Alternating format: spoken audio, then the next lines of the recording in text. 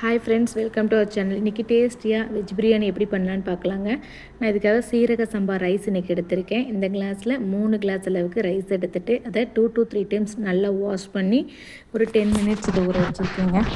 அடுத்து பார்த்திங்கன்னா அதுக்கு தேவையான பொருள்கள் பார்த்திங்கன்னா நான் என்னென்ன வெஜிடபிள்ஸ் இருக்கோ அதை கொஞ்சம் கொஞ்சம் கட் பண்ணி வச்சுருக்கேன். உங்கள்கிட்ட வேறு ஏதாவது வெஜிடபிள் இருந்தாலும் நீங்கள் ஆட் பண்ணிக்கலாம். காலிஃப்ளவர், உருளைக்கிழங்கு, உங்களுக்கு எது பிடிக்குமோ அதை ஆட் பண்ணிக்கலாம். நான் புதினா கொஞ்சம் க்ளீன் பண்ணி வச்சுருக்கேங்க.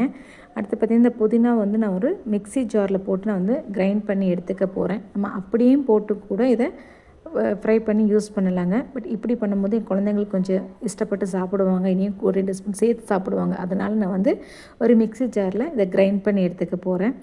அடுத்து அடுப்பில் நம்ம குக்கரை வச்சுட்டு ஒரு 2 டீஸ்பூன் நெய் ஆட் பண்ணிக்கிறேங்க. இது கூடவே ஒரு 2 டீஸ்பூன் குக்கிங் ஆயில் ஆட் பண்ணிக்கிறேன்.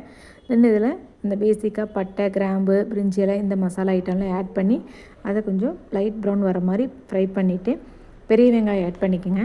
பெரிய வெங்காயம் ப்ரௌன் கலராக வர்ற மாதிரி நீங்கள் நல்லா ஃப்ரை பண்ணி விட்டுக்குங்க. ஃப்ளேவருக்காக நான் ஒரே ஒரு பச்சை மிளகாய் ஆட் பண்ணி அதையும் நல்லா கிளறி விட்டுக்கிறேன். கூடவே கொஞ்சம் பார்த்திங்க அப்படின்னா நான் சால்ட் ஆட் பண்ணுறேங்க. சால்ட் ஆட் பண்ணும்போது ஆனியன் நம்மளுக்கு இனியும் சீக்கிரமாகவே குக் ஆயிருங்க. அடுத்தது தக்காளி ஆட் பண்ணிக்கிறோம். தென் இஞ்சி பூண்டு பேஸ்ட்டு ஒரு 2 டேபிள் ஸ்பூன் ஆட் பண்ணி அதையும் நல்லா கிளறி விட்டுங்க. நம்ம அரைச்சி வச்சுருந்த புதினாவை இது கூட ஆட் பண்ணிக்கிறேன். தென் அரை டீஸ்பூன் பார்த்திங்கன்னா மிளகாய்த்தூள், 1 teaspoon garam masala, 2 table spoon பார்த்திங்க அப்படின்னா பிரியாணி மசாலா ஆட் பண்ணி இதெல்லாம் நல்லா மிக்ஸ் பண்ணி விட்டுக்குங்க. அடுத்து நீங்கள் நறுக்கி வச்ச காய்கறிகள் எல்லாமே ஒன்றா இதில் ஆட் பண்ணிக்கங்க. நான் பீன்ஸ் ஆட் பண்ணுறேன். தென் கேரட், இது கூடவே பார்த்திங்க அப்படின்னா நான் சின்ன சோயா க்ளீன் பண்ணி வச்சுருக்கேன் இல்லைங்களா, அதையும் ஆட் பண்ணி இது எல்லாமே நல்லா மிக்ஸ் ஆகிற மாதிரி பார்த்திங்கன்னா கிளறி விட்டுக்கிறோம்.